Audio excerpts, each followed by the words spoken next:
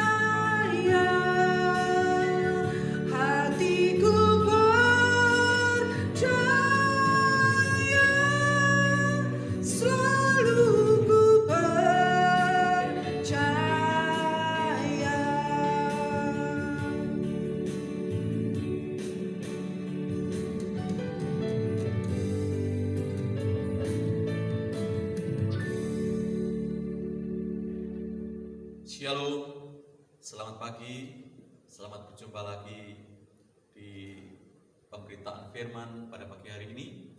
Tapi sebelumnya mari kita akan berdoa, menyerahkan semua di dalam tangan Tuhan. Saya pimpin di dalam doa. Bapa di surga, kami sungguh bersyukur atas hari ini, hari yang baru, udara yang segar, tubuh yang sehat, semata-mata oleh anugerah Tuhan. Kami sudah memuji nama-Mu, sebentar kami akan belajar firman-Mu. Roh Kudus yang akan menerangi setiap hati pikiran kami, sehingga pagi hari ini menjadi pagi yang diberkati Tuhan, pagi yang mendapat lapatan melalui firman-Mu. Untuk itu berfirmanlah, pakai hamba-Mu dalam segala keterbatasan. Di dalam nama Tuhan Yesus Kristus, kami sebut firman-Mu pagi hari ini dengan penuh ucapan syukur, dalam nama Tuhan Yesus Kristus. Puji Tuhan. Sudah beberapa minggu kita tidak berjumpa. Saya yakin ada kenangan-kenangan yang sangat indah selama pandemi, baik dari Maret, April, Mei, bahkan sampai Juni. Bahkan di Salatiga akan diperpanjang sampai akhir bulan Juni. Sesuatu yang membuat kita mungkin putus asa, sesuatu yang membuat kita jenuh, sesuatu yang membuat kita mungkin stres menghadapi kondisi yang seperti ini. Tapi yakinlah bahwa kondisi yang seperti ini akan segera berlalu. Kita terus berdoa, kita terus memohon belas kasihan Tuhan, sehingga corona ini segera dilenyapkan Tuhan dari Salatiga, dari Indonesia, bahkan dari dunia ini.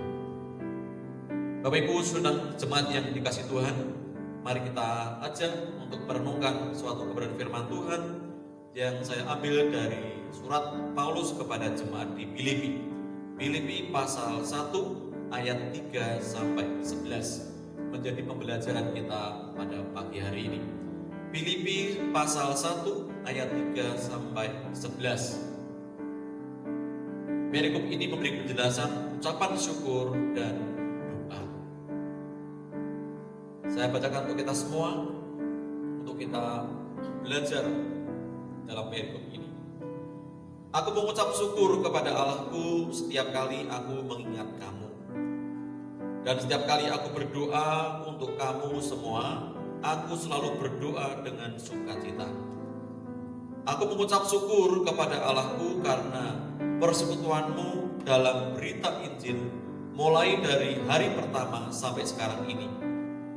Akan hal ini aku yakin sepenuhnya, yaitu Ia yang memulai pekerjaan yang baik di antara kamu akan meneruskannya sampai pada akhirnya, pada hari Kristus Yesus. Memang sudahlah sepatutnya akan aku berpikir demikian akan kamu semua, sebab kamu ada di dalam hatiku, oleh karena kamu semua turut mendapat bagian dalam kasih karunia yang diberikan kepadaku, baik pada waktu aku dipenjarakan maupun pada waktu aku membela dan meneguhkan berita Injil. Sebab Allah adalah saksiku betapa aku dengan kasih mesra Kristus Yesus merindukan kamu sekalian.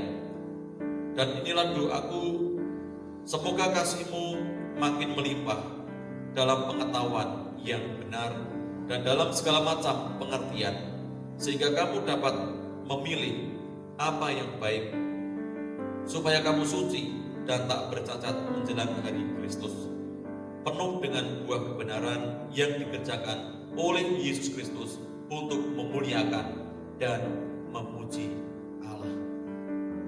Surat ini ditujukan oleh Rasul Paulus kepada jemaat yang ada di Filipi. Jemaat Filipi rupanya karya Paulus kalau kita merujuk pada kisah para rasul. Dan menurut riwayat atau sejarah bahwa melalui pertobatan orang-orang yang dikasih Tuhan, termasuk kepala penjara, orang yang sadis, orang yang bengis, orang yang kasar, itu pun sanggup diubahkan. Tentunya itu kuasa Roh Kudus yang membuat kepala penjara ini pun akhirnya mengalami pertobatan. Juga seorang Lydia, dia adalah penjual kain ungu dari Tiatira yang membuka pintu rumahnya.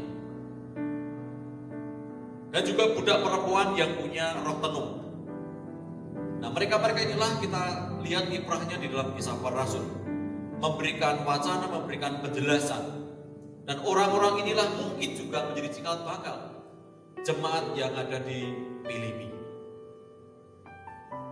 Kalau kita melihat sejarah bahwa kota Filipi adalah sebuah kota di Romawi sebagai pangkalan militer yang terkenal pada waktu itu. Dan pada waktu itu juga Paulus adalah seorang tawanan yang sedang ditawan. Dan dalam hal ini Paulus sedang menunggu bagaimana pengadilan akan segera dilakukan, eksekusi segera diputuskan. Dalam kondisi yang seperti ini kita melihat bahwa Paulus masih mengingat, Paulus masih mendoakan. Inilah ucapan syukur yang diperbuat oleh Paulus melihat kondisi jemaat yang dibangunnya, yang dirintisnya menjadi sebuah jemaat yang kuat, yang ulet, yang gigih. Dan ini menjadi pembelajaran kita pada pagi hari ini. Kalau saya lihat di dalam pasal 3 sampai 11, di sini saya melihat bahwa Paulus sedang mengemukakan 3 ciri kehidupan dalam kekristenan. Ucapan syukur dan doa. Nah, kalau saya melihat dalam ayat 3 sampai 6, di situ kita melihat bahwa bisa saya simpulkan menjadi bahwa jemaat itu harus saling mengingatkan. Coba kita melihat dalam ayat yang ketiga ini. Aku mengucap syukur kepada Allahku setiap kali aku mengingat kamu. Di sisi lain Paulus sedang dalam penjara, tetapi kita melihat bahwa Paulus tidak dibatasi oleh karena penjara, tapi dia masih mengingat akan keberadaan jemaat di Filipi. Ini dalam tulisannya. Aku mengucap syukur kepada Allahku setiap kali aku mengingat kamu. Jadi ini juga harus menjadi gaya hidup kehidupan keluarga besar GPI Maranatha. Kehidupan jemaat yang saling mengingatkan satu dengan yang lain. Memang ada kalanya saat diingatkan, tidak semua orang bisa menerima. Saat orang diingatkan, mungkin juga itu bisa menjadi marah. Saat diingatkan, itu bisa membuat orang tersinggung. Saat diingatkan, mungkin juga merasa terpojok dan lain sebagainya. Tapi kita melihat di sini bahwa keharusan gereja Tuhan satu dengan yang lain itu saling mengingatkan. Mungkin bisa WA, bisa SMS, bisa video call. Banyak hal sekarang untuk kita bisa berjumpa melalui media. Dan kita melihat di sini Paulus, dia berada di dalam penjara, tapi ingatannya kepada jemaat, kepada jiwa-jiwa yang pernah dia menangkan.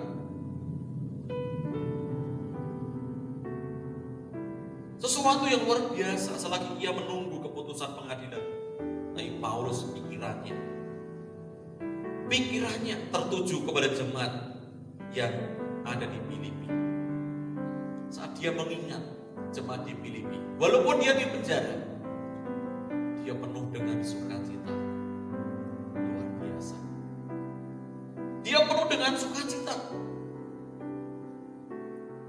Walaupun dia dalam penjara, dia ingat kepada kepala penjara yang dia menangkan. Di dalam penjara dia ingat Lydia yang dia juga menangkan. Dan juga banyak orang yang dimenangkan. Membuat Paulus bangga. Paulus mengenang akan kehidupan jemaat. Apalagi di sini ayat yang keempat, dan setiap kali aku berdoa untuk kamu semua, aku selalu berdoa dengan sukacita. Memulai pekerjaan yang baik dia lakukan dalam kehidupannya. Kita melihat sini memang ayat yang ke 6. Ayat yang kelima, aku mengucap syukur kepada Allahku karena persekutuanmu dalam berita Injil mulai dari hari pertama sampai sekarang ini.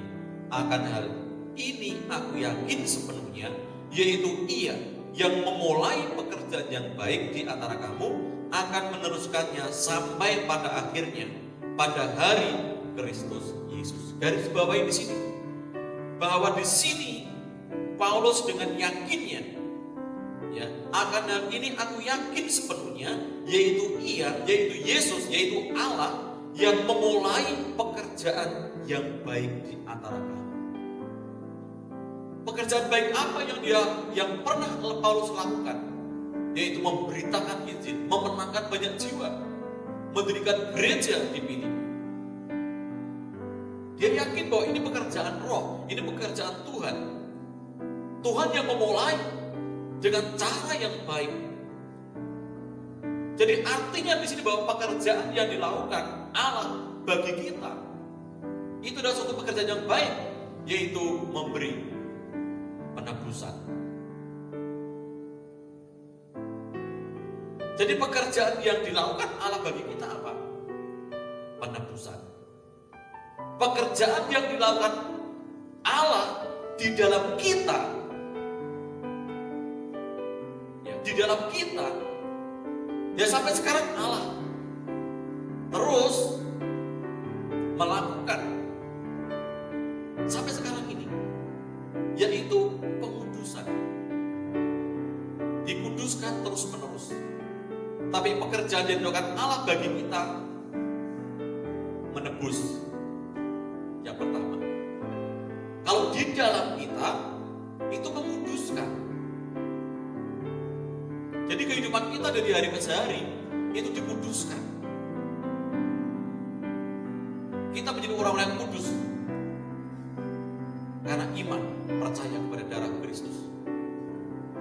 Dan yang ketiga, pekerjaan yang dilakukan Allah melalui kita adalah pelayanan. Pelayanan bahkan terus dilakukan sampai sekarang ini. Jadi artinya di sini ayat yang ke-6 bahwa yang memulai pekerjaan yang baik di antara kamu akan meneruskannya sampai pada akhirnya pada hari Kristus Yesus. Jadi sampai pada garis finish. Paulus pernah katakan dalam tulisannya, aku telah mengakhiri pertandingan yang baik. Aku telah mencapai garis akhir. Aku telah memelihara iman. Bukan dia seorang pekerja yang setengah-setengah, mutung di tengah jalan, tapi memberikan keteladanan. Dia sampai akhir hidupnya,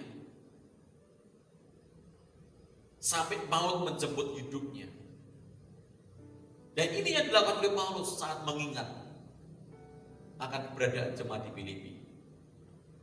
Mari kita juga saling mengingatkan satu dengan yang lain untuk tetap di rumah. Kalau nggak begitu penting, kalau nggak begitu mendesak, kita tetap berada di rumah. Supaya apa?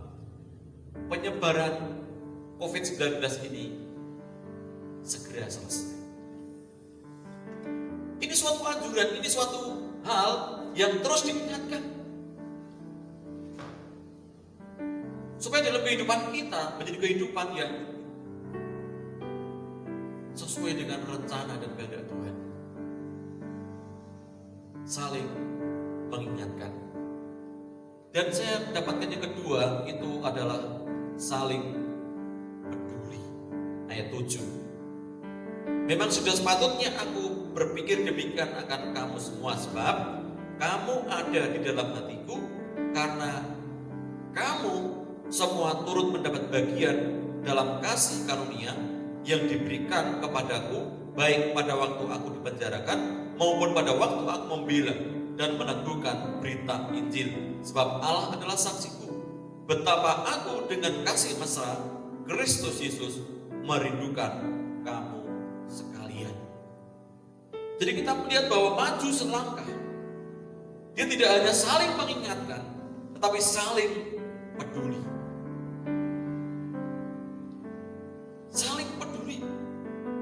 Memang sudahlah sepatutnya aku berpikir demikian akan kamu semua, sebab kamu ada di dalam hatiku, karena kamu semua turut mendapat bagian dalam kasih karunia, mendapat bagian dalam kasih karunia, baik pada waktu aku dipenjarakan maupun pada waktu memberitakan Injil. Jadi artinya ini saling peduli. Paulus dalam pelayanannya ditumpang oleh seluruh jemaat. Paulus bisa melayani sampai akhir, ada dukungan jemaat. Banyak mereka memberikan dukungan yang terus dihimpun oleh anak-anak Tuhan untuk menunjukkan jenjang pelayanan. Jadi gereja mula-mula sudah memberikan ajaran di dalam Kisah Para Rasul pasal 2 di situ. Dan itu terus diajarkan di dalam Kisah Para Rasul, cara hidup gereja mula-mula. Yang tidak egois, yang tidak mementingkan diri sendiri, tapi menjunjung tinggi kebersamaan, kepedulian. Dan hal itulah yang diajarkan oleh Paulus, saling peduli. Dan hari-hari ini mari kita belajar akan hal ini. Dengan adanya COVID-19 ini banyak masyarakat dengan gotong royongnya membuat lumbung pangan. Ini suatu hal yang sangat bagus. BKGS pun juga ada lumbung pangan yang saat ini sedang digerakkan. Ada sesuatu yang bisa diperbuat untuk membantu orang-orang lain. Mungkin gereja kita belum sekuat sehebat gereja yang besar, tapi sudah melakukan saling peduli.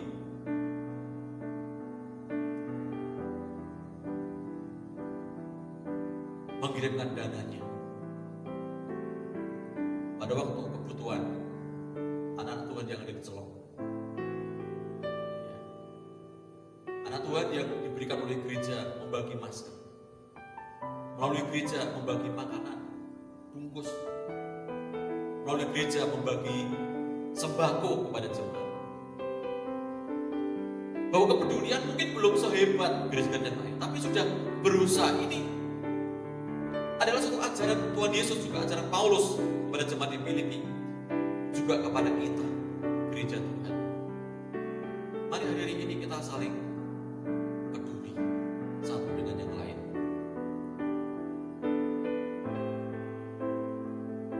Mari manfaatkan hal yang apa yang ada di gereja kita. Kita sekarang sudah membuka lapak Maranatha. Ini sesuatu hal yang digagas, yang dirancang oleh jemaat. Supaya apa? Kita bisa berbelanja, kita bisa ngelarisi jemaat satu dengan jemaat yang lain. Tentunya tidak mahal-mahal, murah meriah. Ini suatu bentukan apa? Kepedulian satu dengan yang lain. Kerinduan Paulus. Jadi ini menjadi suatu hal praktek kecil yang harus dilakukan oleh gereja. Dan itu yang membuat Paulus bersukacita walaupun dalam penjara. Melihat gerejanya, melihat jemaatnya melakukan apa yang diajarkan oleh Paulus. Dan yang terakhir saya dapatkan dalam ayat 9 sampai 11, yaitu yang pertama tadi adalah kita belajar saling mengingatkan, yang kedua saling peduli, dan yang ketiga ini saling mendoakan. Supaya pengharapan kita di dalam Tuhan itu tidak luntur, karena kita punya Tuhan. Dengan doa kita akan mendapat suatu jawaban. Dan inilah doaku, semoga kasih-Mu makin melimpah dalam pengetahuan yang benar dan dalam segala macam pengertian, sehingga kamu dapat memilih apa yang baik, supaya kamu suci dan tak bercacat menjelang hari Kristus, penuh dengan buah kebenaran yang dikerjakan oleh Yesus Kristus untuk memuliakan dan memuji Allah. Saling mendoakan. Jadi di sini Paulus mengalami sukacita saat mengingat mereka semakin bertumbuh. Dibuktikan apa? Ayat yang ke-9, dengan doaku, semoga kasih-Mu makin melimpah dalam pengetahuan yang benar. Ya. Semoga kasih-Mu semakin melimpah. Jadi ini sih doa Paulus. Mereka mengalami kasih yang melimpah, kasih yang dapat mengerti mana yang benar, pengetahuan yang benar. Bukan karena pengetahuan yang kita miliki, yang kita raih, saat kita lulus SD, SMP, SMA, S1, S2, mungkin S3. Bukan masalah akademis, tapi pengetahuan di sini mengerti dari hati nurani yang sangat dalam. Dan itu kadang-kadang seringkali bertentangan dengan apa pengetahuan yang selama ini mungkin kita terima. Tapi hati kecil itu adalah bisikan Roh Kudus dalam hati kita. Mengerti akan firman, mengerti akan kebenaran, pengetahuan yang benar. Tentunya kuasa Roh Kudus yang akan memberi pengertian melalui hikmat marifat yang diberikan Allah kepada kita, melalui hati kita. Bahkan menjelang Kristus datang yang kedua kali, supaya apa? Kita didapati tidak bercacat. Kita sebenarnya belum sempurna, tapi disempurnakan dari hari ke hari. Tentunya ini sesuatu yang sangat berat. Tapi kalau kita penuh dengan kasih, kita mencintai Yesus, saling mendoakan adalah sesuatu yang menjadi gaya hidup kita. Saling mendoakan satu dengan yang lain. Karena itulah kekuatan kita di hari ini. Kekuatan kita. Karena apa? Kita tidak bisa berbuat apa-apa. Banyak gereja-gereja BKGS mengadakan doa setiap malam jam 9. Itu diikuti lebih dari 20 gembala-gembala, pendeta-pendeta bersama-sama terus berdoa selama pandemi belum berlalu, dan terus digumuli, terus didoakan, baik mendoakan mereka yang sudah sembuh, baik mereka yang masih dirawat, mendoakan para medis. Semua kita doakan supaya apa? Salatiga dibebaskan dari corona. Ini saling mendoakan satu dengan yang lain. Saya juga berdoa supaya apa? Jemaat pun juga diberi kesabaran, diberi kemurahan, diberkati Tuhan. Kondisi situasi yang seperti ini, mungkin ada yang di PHK, dirumahkan, harus bekerja, menciptakan pekerjaan. Tapi yakinlah bahwa apapun yang kita perbuat, apapun yang kita lakukan, apapun yang kita doakan, pasti kita akan menerima jawaban dari Tuhan. Untuk itu terus kita berharap kepada Tuhan. Pengharapan kita tidak bisa berharap kepada yang lain, karena Tuhan bisa berbuat berbagai cara, mungkin di luar pemikiran kita, di luar rencana kita, tapi Tuhan memberi yang terbaik atas gereja-Nya. Biar renungan ini akan menolong kita terus hidup dalam pengharapan di dalam Tuhan, saling mengingatkan, saling peduli, saling mendoakan, sehingga pengharapan itu akan menjadi suatu kenyataan. Amin. Mari kita berdoa. Biarlah perenungan ini akan menolong keluarga besar GPI Maranatha dimanapun berada, sebagai belajar seperti firman-Mu yang ditujukan kepada jemaat yang ada di Filipi. Menjadi pembelajaran kami juga Tuhan, keluarga besar GPI Maranatha yang Kau kasihi.